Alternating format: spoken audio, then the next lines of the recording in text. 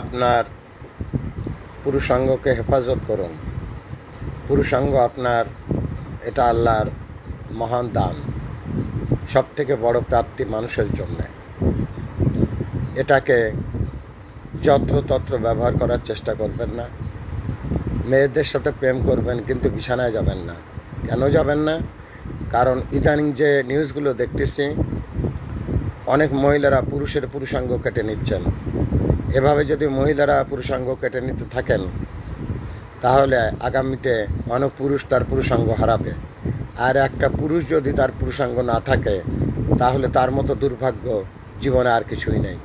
So বাংলাদেশের তথা পৃথিবীর সমস্ত পুরুষদের কাছে অনুরোধ, পুরুষাঙ্গ আপনার আল্লাহর মহান দান। এই পুরুষাঙ্গ হেফাজত করার দায়িত্ব আপনার নিজের। প্রেম করুন, কিন্তু কাউকে বিছানায় নেবেন না। এই ধরনের প্রোগ্রাম থেকে নিজেকে বিরত রাখুন।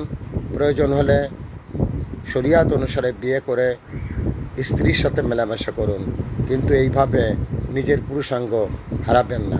অনেক নিউজে আমরা দেখতে পাচ্ছি যে নারী পুরুষের পুরুষাঙ্গ কেটে ফেলছে।